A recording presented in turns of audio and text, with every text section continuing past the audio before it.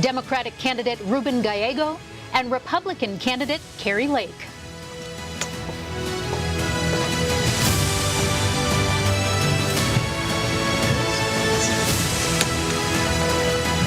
We thank you both for being here.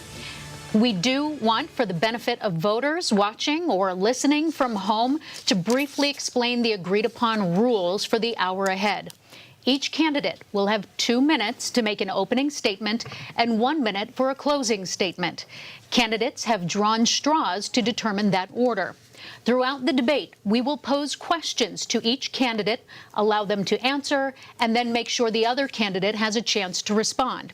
Whenever a question is directed to a specific candidate, only that candidate's microphone will be open. At all other times, every microphone will be open. Both candidates have been invited to join this debate because they received at least 1% of the total ballots cast in the primary election. We've used this guideline for all of our general election debates in Arizona this fall.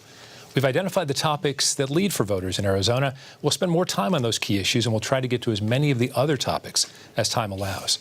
Also, no candidate has been given advance access to any of the questions. With that, let's get to the opening statements. Mr. Gallego, you have 2 minutes for your opening statement. Thank you.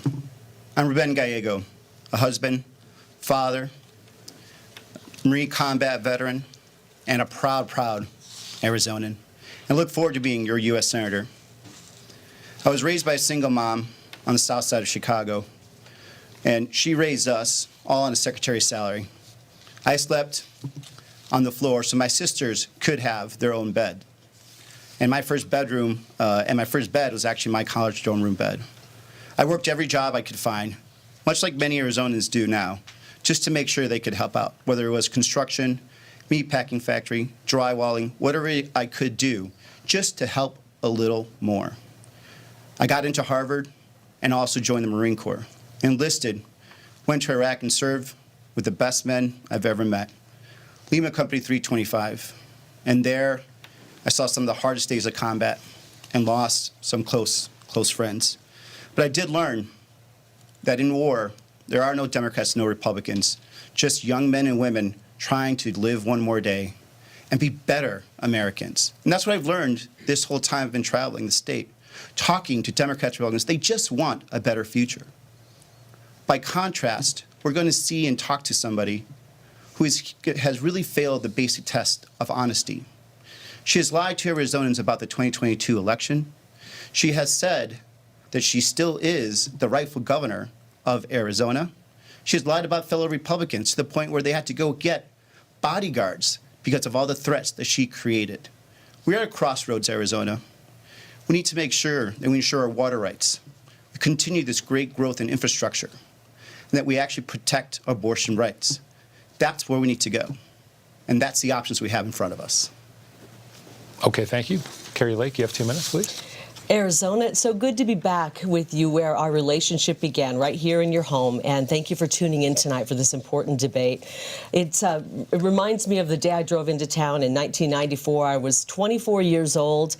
I bought a house for $88,000, a 3-bedroom home. Arizona was affordable back then. Arizona was safe back then.